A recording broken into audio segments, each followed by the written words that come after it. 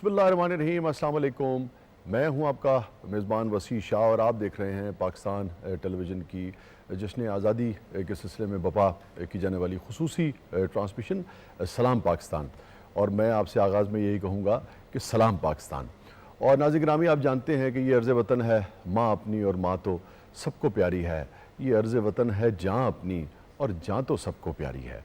और हमेशा की तरह इस मरतबा भी पाकिस्तान टेलीविज़न जश्न आज़ादी की जिन तकरीबात का आगाज़ आज से यानी कि 1 अगस्त से हुआ चाहता है, उसमें बढ़ चढ़ कर शरीक है अपने नाज़रीन के साथ, अपनी कौम के साथ। उसी सिलसिले की ये ट्रांसमिशन भी बपा की गई है। रोज़ाना रात अगले 2 हफ्ते तक रोज़ाना रात 9 से 10 बजे आप इस ट्रांसमिशन को देख सकेंगे।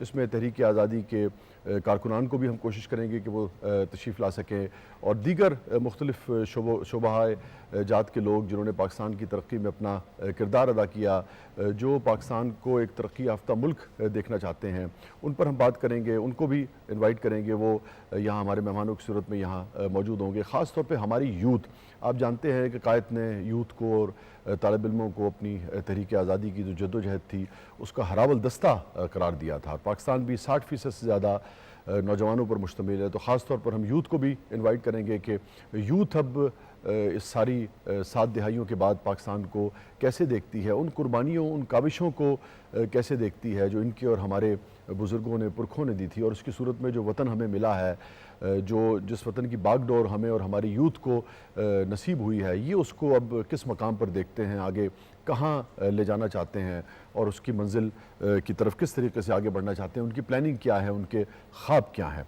और हमारे साथ आज मौजूद हैं जिब्रान बशीर साहब, आप मोटिवेशनल स्पीकर हैं। Welcome to the show Jibran sahab. उनके साथ मौजूद हैं रायना खान साहिबा, जो पाकिस्तान की टॉप 50 मोस्ट इन्फ्लुएंशियल वुमेन है, उसमें इनका नाम शामिल है। बेशुमार अवार्ड्स इनके नाम हैं। अभी हाल ही में इनको तमग़े फ़ख्र इम्तियाज़ भी दिया गया है और द डायना अवार्ड से भी इन्हें नवाजा गया है। Welcome Raina, welcome to the show. और वहदत रमीज़ से तो सारी दुनिया आगाही है, पाकिस्तान के मारूफ सिंगर हैं और इनसे हम ये जानने की भी कोशिश करेंगे कि इतने नौजवान होकर भी और इतना अच्छा, इतना गहरा और इतने रियाज वाला सुर जो है वो ये कैसे लगा लेते हैं, इनसे कुछ सुनेंगे भी। Welcome to the show Wahdat. मैं चाहूँगा कि ज़रा आगाज़ करते हैं, पहले लेडीज़ फर्स्ट या अपना जिब्रान बशीर साहब से? लेडीज़ फर्स्ट कर लेंगे। अब चूँकि आप दानी तरफ बैठे हैं तो आपसे ही मैं आगाज़ करता हूँ। ये बताइए, यूथ का चूँकि आज हमने जिक्र किया, हमने सोचा कि बाकी तो ट्रांसमिशन चलेगी तो हर शोबे के लोगों को हम इनवाइट करेंगे, मगर आगाज़ जो है वो हम उस यूथ से करते हैं जो हमारा मुस्तकबिल है और जिसके हाथ में हमारा मुस्तकबिल है। आपकी ख़ास स्पेशलिटी जो है वो इसी हवाले से है।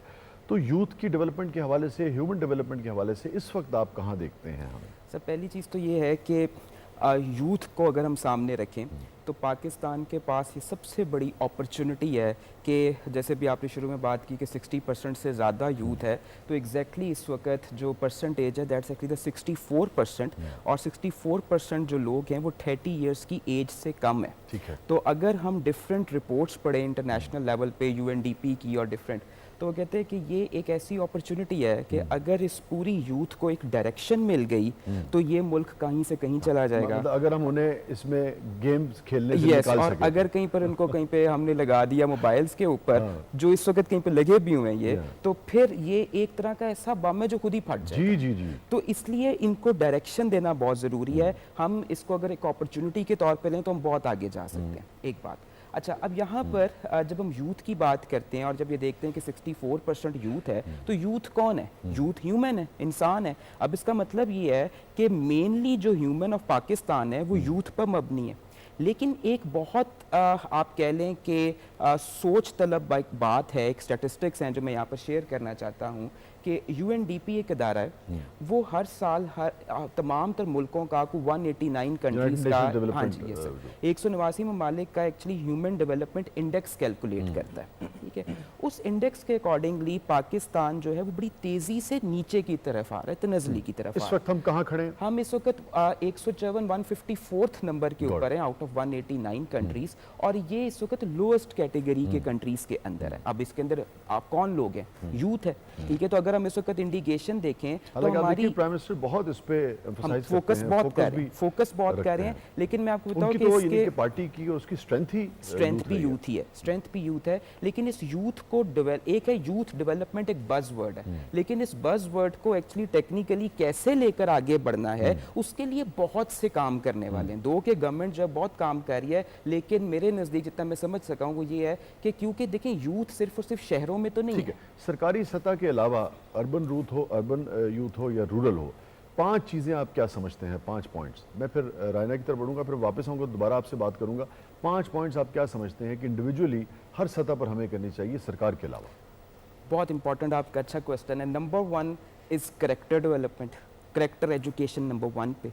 नंबर 2 इज दिस एजुकेशन और education innovation based education, Very good. And number 3 is basically proactive health management के अपनी हेल्थ को कैसे मैनेज करना है, and number 4 is basically the employment का, और एम्प्लॉयमेंट इस कॉन्टेक्स्ट में कि जहां पर वो सिर्फ और सिर्फ नौकरी के पीछे ना भागे, वो अपनी स्किल्स के पीछे भागे, नौकरी जी, उनको वो खुद ब खुद मिले। आएगी जी। एंड द आप लास्ट हुनर पैदा करें, हुनर खुद ब पैदा खुद यहाँ करें, उसके and the last thing is demand this पैदा व्हिच हो इज जाएगी। Very important, that's actually entrepreneurship, कि अब यूथ के अंदर नौकरी से उनको निकाल के कारोबार की थिंकिंग की तरफ भी लेकर आए। जितने ये वो ज्यादा 5 एंटरप्रेन्योर्स चीजें, होंगे उतने ज्यादा जॉब्स मोटिवेशनल स्पीकर्स को भी इनवाइट करें।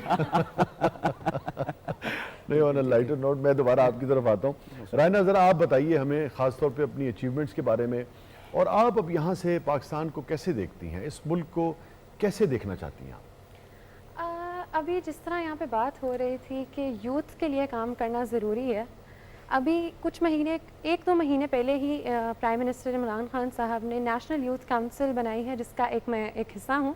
I am representing Lahore, Punjab, और उसमें जो इन्होंने 5 पॉइंट्स मज़े की बात है मेंशन किए, जिसमें एजुकेशन है, इनोवेशन है, वो सारे थीमेटिक एरियाज हम कवर कर रहे हैं, and we are going to be working and we have started working in fact. तो आपका एजेंडा क्या है, आप क्या करना चाहते हैं, गोल हम क्या लोग है यूथ इस की नेशनल वॉइसेस यूथ को काउंसिल का? एम्पलीफाई करना चाह रहे हैं। इसमें पर्सनल लेवल पे जो बात हम काम करते हैं, जिस तरह मेरा जो यूथ काउंसिल में मैं गई हूँ, I worked on education, I was working on women empowerment via education, और उसमें मैंने लाहौर में ही स्कूल स्टार्ट किए हैं जो फ्री स्कूल्स हैं ख़वातीन के लिए और छोटे बच्चों के लिए। तो ये जो हमारी यूथ, सिर्फ मैं नहीं हूँ, मुझसे कई ज़्यादा ऐसे लोग हैं जो मुझसे बड़े लेवल पे काम कर रहे हैं, और ये यंग लोग ही हैं जो कम्युनिटी सर्विसेज कर रहे हैं। तो आई एम ग्लैड कि गवर्नमेंट ने इस चीज़ को देखा है, हमारी पोटेंशियल को देखा, और उसको आगे लेके बढ़ रहे हैं, हम उनकी आवाज़ को एम्पलीफाई कर रहे हैं, working on policy level. And I think कि पाकिस्तान में पहली दफ़ा हो रहा है कि यूथ पॉलिसी मेकिंग लेवल पे आ रही है, और पॉलिसीज़ के बारे में पार्लियामेंटेरियंस के साथ एडवोकेसी प्रोग्राम्स हमारे चल रहे हैं, जिसमें we are talking about different things, domestic violence bill being the recent case that we are taking up.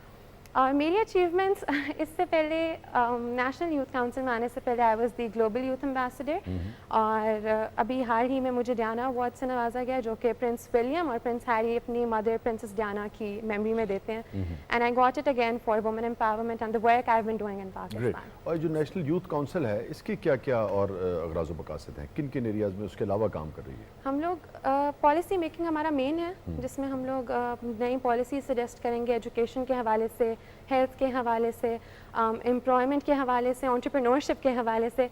These are the core areas that we working on. और उसके अलावा हम लोग डिफरेंट कंट्रीज़ में हमने विजिट्स प्लान किए हैं, exchange programmes अभी हमारा चाइना के साथ चल रहा है, very good. And we'd be visiting them, and we are thinking, मेरा ये आइडिया है कि जहाँ पे हम लोग यहाँ से वहाँ जा रहे हैं, अब टाइम है कि हम लोग वहाँ के यूथ को भी यहाँ लेकर आए और उनको दिखाएं पॉजिटिव हाँ, साइड और अच्छा, वो पाकिस्तान हमारे की। लिए भी बहुत ज़रूरी है, Definitely. क्योंकि दुनिया की यूथ कैसे सोचती है, उनके ख्यालात क्या हैं, फिर डिफरेंट कल्चर से जब हमारी यूथ मिंगल होती है, उनसे मिलती है, तो एक ख़ास तरह की वसअत जो है जहन में पैदा होती है, और एक्सेप्टेंस पैदा होती है, Definitely. और टॉलरेंस भी जो है वो उससे पैदा होती है, को एग्जिस्टेंस जो है वो भी पैदा होती है, Definitely. कि एक चाइनीज़ है या किसी दूसरे रिलीजन का या किसी दूसरे ख़त्ते का वो है, उसका लिबास मुख्तलिफ है, उसके अकायद मुख्तलिफ हैं, उसकी सोच मुख्तलिफ है, उसका फूड मुख्तलिफ है, लेकिन हमें उसे टॉलरेट करना है और उसके साथ फिर काम भी करना है। तो ये बहुत ही अहम बात है। मगर जब मैं वापस आऊँगा तो मैं आपसे ये ज़रूर पूछूंगा राना, कि जैसे अभी जबरान साहब ने भी बात की कि जो रूरल हमारी यूथ है उसके लिए हम क्या कर रहे हैं। मैं इनके पास जबरान साहब के साथ गालिबन फिगर्स भी होंगे कि हमारी जो अर्बन यूथ है उसकी क्या स्टैटिस्टिक्स हमारे पास क्या है, और रूरल कितनी है। मतलब अगर हम ये कहते हैं 64%, तो ये तकरीबन बात बनती है कोई 16 करोड़ के करीब, 14 से 15 14-15, तो उस 15 में से रूरल कितनी है और अर्बन यूथ कितनी है, तो उस पर भी हम बात करेंगे। चूँकि इसमें बड़ी इंपॉर्टेंट बात यह है क्या है, मुझे लगता है कि इन दोनों की सोचों में भी फ़र्क है, बावजूद इनको भी आपने एक जगह लेकर आना है, एक बिल्कुल। हार्मनी इन दोनों में भी पैदा करनी है। वहादत, आप ये बताइए कि यानी कि इतनी सी उम्र में और इतना अच्छा क्लासिकल, इतना इतना डीप सुर, इतना रचा हुआ, इतने स्वभाव के साथ ये कैसे हुआ? जनाब, आवाज़ तो अल्लाह ताला की देन है। बेशक। तो बाकी अब पता ये चल रहा है कि इस म्यूज़िक का हर इंसान की रूह के साथ ताल्लुक़ है। हाँ। तो वो मुझे ये पहचान नज़र आ रही है, तो मैं इस पे मेहनत कर रहा हूँ। ये ऐसा म्यूज़िक है, मतलब इससे मतलब ना तो कल्चर ख़राब होता है, तो इससे मतलब इंसान की रूह के साथ इसका ताल्लुक़ है। तो मैंने इसलिए अच्छी शायरी, बामकसद शायरी और अच्छे सुर, ये मिल के मतलब इन पे मैं कर रहा हूँ। नाज़रीन, कहीं नहीं जाइएगा, छोटे से वक्फे के बाद वापस आते हैं। आप देख रहे हैं जश्न आज़ादी की तकरीबात के सिलसिले की खुसूसी ट्रांसमिशन सलाम पाकिस्तान। सलाम पाकिस्तान थोड़ी देर में वापस आते हैं।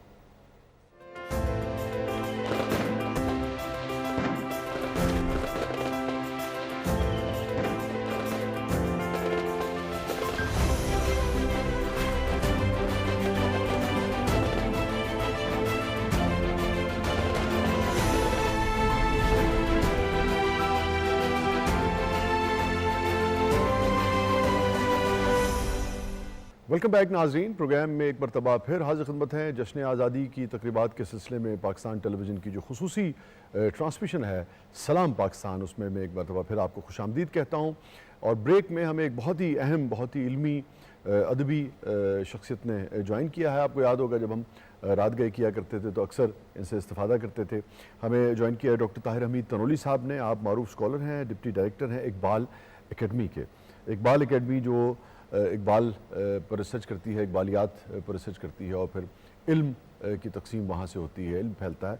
मैं ये डॉक्टर साहब आपसे ये पूछना चाहूँगा कि ये तो लाजिम व मलजूम है, सारी दुनिया जानती है कि इकबाल और पाकिस्तान, पाकिस्तान और इकबाल ये एक ही यानी कि एक ही खुशबू में रचे बसे हैं, एक ही फूल के वो हैं। आप जैसे फूल और खुशबू को अलग नहीं कर सकते, ऐसे ही जब आप यानी कि इकबाल का जिक्र करते हैं तो पाकिस्तान का जिक्र आता है, पाकिस्तान का जिक्र आता है तो इकबाल का जिक्र आता है। कोई ऐसी बात, चूँकि आपका सब्जेक्ट है इकबाल, जो अमूमन हम दरसी कुतुब में या अमूमन हम यानी कि हम जैसे जो थोड़े बहुत तालिब इल्म हैं उनकी भी नज़र से नहीं गुजर पाती, इकबाल के हवाले से, पाकिस्तान के हवाले से, इकबाल के पाकिस्तान को लेकर विजन के हवाले से?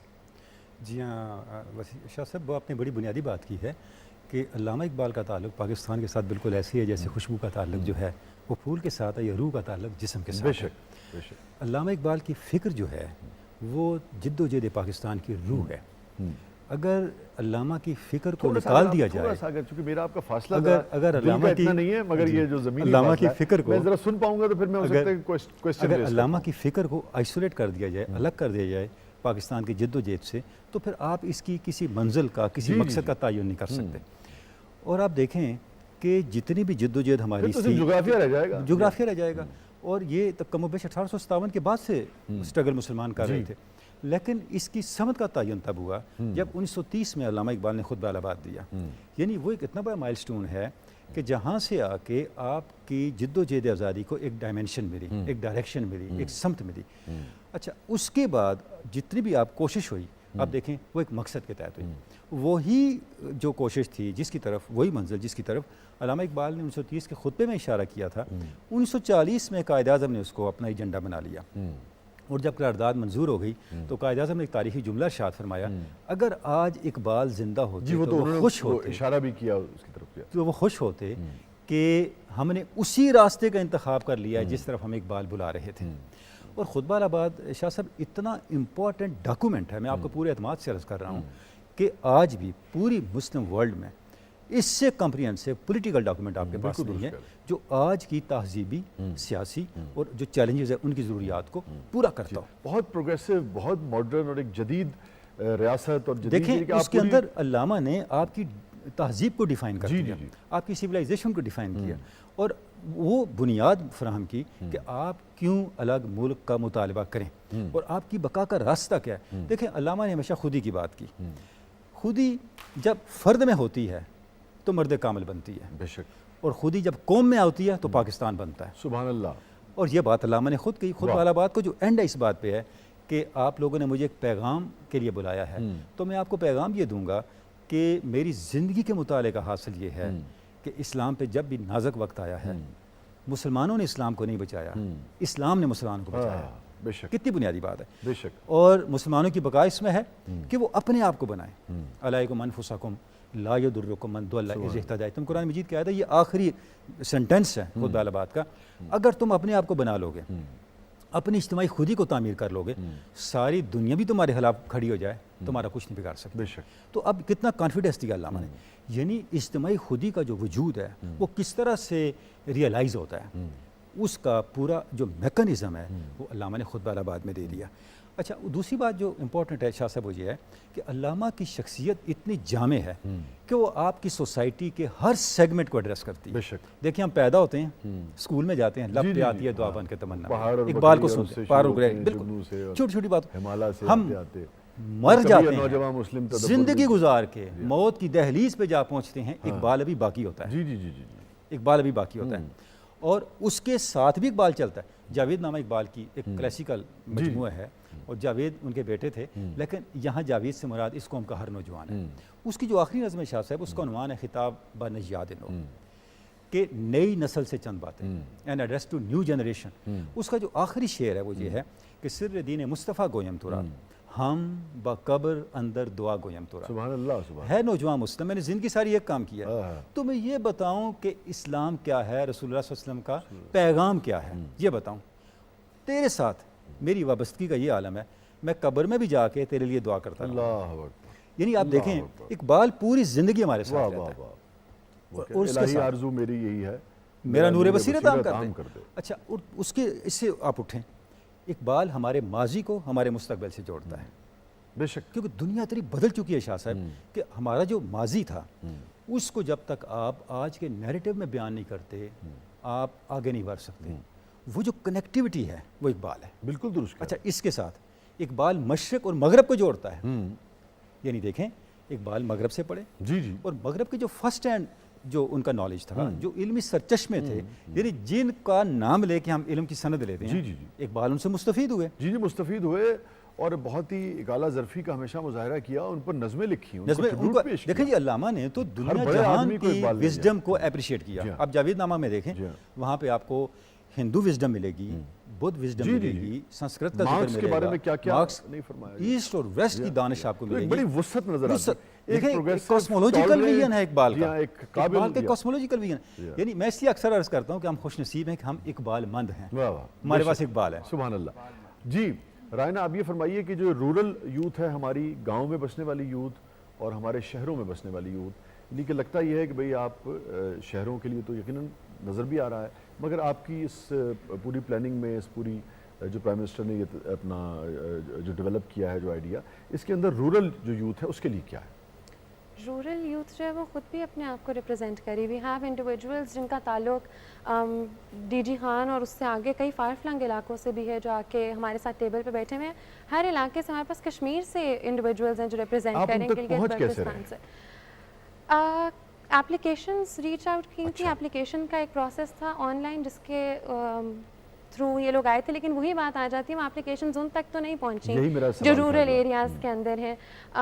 और बात जब यू गाइज वर टॉकिंग, तो मैं यही बात देख रही थी कि कहीं जहाँ पे हम लोग अर्बन एरियाज़ में बात करें इनोवेशन की, वहाँ पे रूरल में अभी एजुकेशन भी कम्प्लीटली नहीं आई, बेसिक एजुकेशन अभी वहाँ पर नहीं है। यहाँ पे वे टॉकिंग अबाउट टेक्नोलॉजी और क्या क्या इलेक्ट्रिक कार्स लेकर आनी है, टेक्नोलॉजी को किस तरह करिकुलम में लेकर आना है। तो आई थिंक बहुत ज़्यादा बड़ा गैप है जो हमें ब्रिज करना है, और उसके लिए यही इस तरह की चीज़ें कि उनको रीच आउट किया जाए, जो कि वी स्टिल नॉट देयर। अगर हम लोग रिप्रेजेंट कर भी रहे हैं, वी स्टिल नॉट देयर, क्योंकि उनको रीच आउट करने का वही एक मैकेनिज्म चाहिए हमें, ताकि we can go to them और उनकी बातें सुन सकें जो उनको चाहिए, उनकी जो ज़रूरियात है उन पे बात कर सकें। आई थिंक अभी तो बेसिक एजुकेशन ही है, एटलीस्ट वो उनके पास ये आ रौनक जाए। जितना हमारा मशरिक और मगरिब का फासला है, और मुझे तो लगता है भी शायद ऐसे, उतना ही हमारे शहरों और देहातों का ना हो बिल्कुल, जाए। और चूंकि उस सोच में, उस फिक्र में और उसमें बड़ा फ़र्क है। बिल्कुल। जो करिकुलम हमारे यहाँ शहरों में है, अब पता नहीं पिछले दिनों में देख रहा था कि जब वो यकसां इम्प्लीमेंट होगा, वो कैसे होगा, कब होगा, वो तैयार कैसे होगा, तो सामने आएगा तो उस पर बात करेंगे। और यकीनन बहरहाल उसके ऊपर एतराज़ की गुंजाइश तो रहती है, मगर बहरहाल जिन्होंने किया है कुछ सोच के उसके ऊपर मेहनत से किया होगा। बहरहाल फ़िक्र अच्छी है कि भाई यकसा जो है, ताकि एक जैसी सोच तो कम से कम आपको आ सके लेकिन ना। ये यकसा करने और में इतना भी डिफरेंस है अदरवाइज, चूँकि रूरल एरिया की जो तालीम है जो अव्वल तो है नहीं, कम है, और बिल्कुल। जो है भी और यहाँ की जो है, तो वो जब इकट्ठे होते हैं बिल्कुल। गाँव के और शहर के लोग, तो बाज़ का चलना जो है वो मुश्किल हो जाता है। फिर यहाँ खुद जो फ़र्क है गवर्नमेंट और प्राइवेट का, तो अगर एक ही मुल्क के अंदर इस तरह से आप पॉकेट्स बना देंगे, लोग एक दूसरे के लिए एक साथ रहते हुए भी अजनबी होंगे, एक वतन में रहते हुए उनकी वैल्यूज़, उनकी सोच अगर डिफरेंट हो जाएगी, तो बाज़ औक़ात फिर ऐसे मसाइल पैदा होते हैं जैसे हमने पिछले 10-15 बरस में देखे हैं। तो कम से कम कुछ चीज़ों पे तो सब कॉमन होने चाहिए। बाकी फिर सोच है, कोई कैसे सोचता है, कोई कैसे सोचता है, आप इसको कैसे देखते हैं? सर पहली चीज़ तो ये है कि हम ना एक और स्टैटिस्टिक शेयर कर लूँ, फिर उसके बाद आगे बात को जोड़ता हूँ। जब हमने कहा कि हम 64% यूथ है, तो उसमें से उस 64% को अगर हम 100% ले लें, तो उसमें से फिर 32% यूथ जो है वो पॉवर्टी लाइन से नीचे है। ठीक है ना, अब ये एक स्टैटिस्टिक्स आ गई। और फिर हम उसमें से देख लें तो वो फिर हम जरा व्यूअर के लिए और आसान करते हैं कि 15% यूथ है, हाँ जी। 15 करोड़ है, हाँ जी। तो 30% का मतलब है कि तकरीबन 5 करोड़ यूथ जो 5 है करोड़ हमारी, से 6 वो करोड़ बिलो यूथ पॉवर्टी है, वो लाइन बिलो है। पॉवर्टी और लाइन बिलो है। पॉवर्टी लाइन का मतलब ये है कि 30 साल तक की उम्र के जो हमारे बच्चे हैं, गुर्बत की नौजवान लकीर से हैं, वो नीचे। $1 डेली नहीं कमा पाते Exactly, हैं, exactly। यानी कि हार्डली 2000 रुपए बमुश्किल से कमा पाते बिल्कुल हैं। ऐसे। ये आप कहना बिल्कुल चाह रहे हैं, ऐसे। ठीक है। अच्छा, तो ये लेकिन- वो भी नहीं आंदा हो जरा कार्ड दा क्या होता है, कार्ड डलवाते हैं, तो क्या करेगा फिर? लेकिन यूथ तो वो भी है। जी हाँ, मैं वही कह रहा हूँ ना, क्या करेगा हाँ, फिर? यूथ तो वो भी है। अब इस सारे केस के अंदर करना क्या चाहिए? मेरे जब हम बैठते हैं थिंक टैंक्स, कई दफ़ा जब हम इकट्ठे होते हैं और जब इसको सोच रहे होते हैं कि यार कैसे फ्यूचर को कैसे प्लान किया जाए, ख़ासतौर को यूथ को देख के, तो दो बातें सामने आती हैं। एक तो ये आता है कि देखें कि अगर हम पूरी टोटालिटी में पाकिस्तान को लेना, तो हमारे इलाके में यूनियन काउंसिल्स हैं। क्या हम यूनियन काउंसिल्स के मॉडल पर कोई इंसानी तरक्की मराकज़ अगर बना दें या ह्यूमन डेवलपमेंट सेंटर्स बना दें, तो वहाँ पर एक यूनिफॉर्मिटी क्रिएट कर दें कि ये जो मैंने अभी आपसे 5 बातें शुरू में शेयर की कि यार करेक्टर डेवलप करना है, एजुकेशन डेवलप करनी है, प्रोएक्टिव हेल्थ पे काम करना है, एम्प्लॉयमेंट पे काम करना है, एंटरप्रेन्योरशिप पे काम करना है, तो ये एक यूनियन काउंसिल के पैरेलल अगर ह्यूमन डेवलपमेंट काउंसिल्स या इंसानी तरक्की काउंसिल्स बनाए, तो वो फिर हर इलाके में नीचे तक उतर के काम कर सकती हैं। तो ये एक बेसिकली एक आइडिया है जिसके ऊपर मैं खुद भी इस वक्त काम कर रहा हूँ कि हम ये कैसे कर सकते हैं, ये आप कैसे दायरा बना एंटरप्रेन्योरशिप की सकते हैं। बात कर रहे हैं, आपका तजुर्बा और उस तजुर्बे के बायस जो स्टैटिस्टिक्स अगर आपके पास है, ये फरमाइए कि जो हमारे यहाँ ये कारोबार और नौकरी का जो मामला है, इसको यूथ अब मौजूदा कैसे देखती है और इस हवाले से क्या आप गाइड करेंगे? देखें, ये बड़ा अच्छा सा क्वेश्चन है।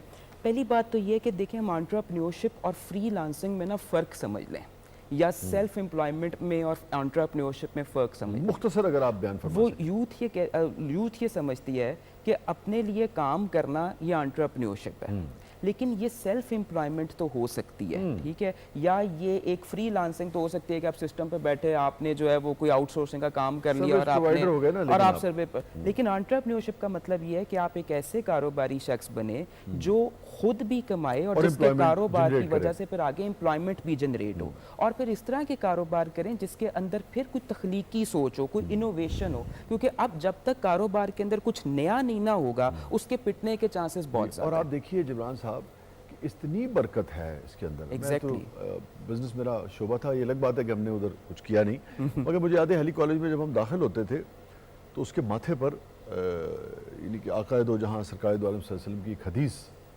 वहाँ रोशन थी कि 10 में से 9 हिस्से रिस्क जो है वो ऐसे ही? तिजारत में है। तिजारत का लफ्ज़ है, मगर बुनियादी बात वही है कि ऐसे ही है, बिजनेस ऐसे ही। और कारोबार और सारा सर एक एक एंटरप्रेन्योरशिप डेवलपमेंट का एक इदारा है यूएस में, वो भी एक इंडेक्स कैलकुलेट करता है, तो वो बताता है कि किस मुल्क में एंटरप्रेन्योरशिप या अपने कारोबार का रुझान कितना है। तो उस रुझान में अगर हम देखें तो हम पाकिस्तान में 127वें नंबर पे, अगर 127 मुल्कों का वो उन्होंने कैलकुलेट किया है, तो उसके अंदर भी पाकिस्तान जो है वो कहीं पर 110 से ऊपर के दर्जे में किसी 117वें नंबर पर है। अच्छा, उसके अंदर भी मतलब जो 109 के बाद है, 109 के बाद है, यानी नीचे है हम ना? नीचे है, नीचे यानी अब है। इसका मतलब मैं ये- जब वापस आऊँगा ना, हाँ जी, तो मैं फिर आपसे जानने की कोशिश करूंगा कि हमें उन चीज़ों को भी बताइए जिसमें हम 100 से ऊपर हैं।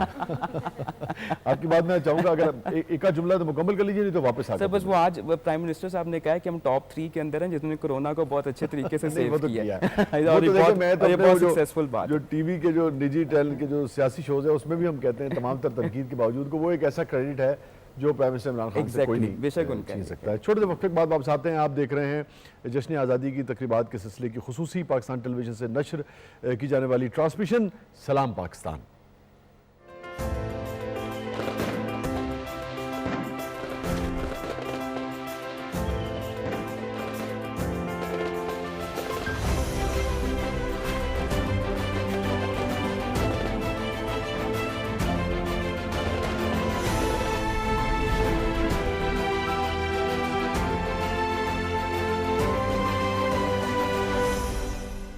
वेलकम बैक नाज़रीन, सलाम पाकिस्तान में एक बार फिर खुशामदीद। मेरे साथ मौजूद है डॉक्टर ताहिर हमीद तनोली साहब, रायना खान साहिबा और जिब्रान बशीर साहब। डॉक्टर साहब, कुछ जिक्र हो जाए इकबाल और शाहीन का, ज़रा उस बारे में हमें बताइए कि ये तो हमें भी मोटा मोटा सबको पता है कि भाई शाहीन अलामत है बुलंद निगाही की, बुलंद परवाज़ की, और सुखन भी बुलंद, निगाह भी बुलंद, मगर इस अलामत को हम अमली ज़िंदगियों पर ख़ास तौर पर यूथ कैसे लागू कर सकती है? जी हाँ, देखें जी, अल्लामा ने जो शाहीन का सिंबल लिया है नौजवानों के लिए, बुनियादी तौर पे इसमें कुव्वत अमल है और यकीन है, आरजू है, मायूसी को मायूस करना है।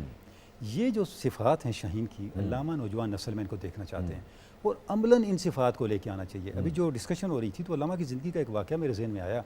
1932 में लाहौर में ऑल इंडिया मुस्लिम कॉन्फ्रेंस हुई थी, जिसको प्रिजाइड अल्लामा इकबाल ने किया, और वहाँ पर अल्लामा ने जो खुतबा दिया उसमें उन्होंने 5 तजावीज़ दी मुस्लिम नेशन को उठाने के लिए।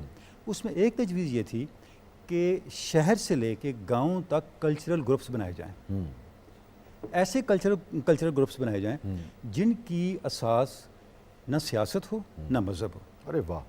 और उन कल्चरल ग्रुप्स के ज़रिए से जो यूथ की एनर्जी है उसे मोबिलाइज़ किया जाए। ठीक है, क्योंकि हमारी सोसाइटी की जो यूथ है उसका बहुत ज़्यादा पोटेंशियल अपने प्रॉपर टाइम पे यूटिलाइज़ नहीं होता।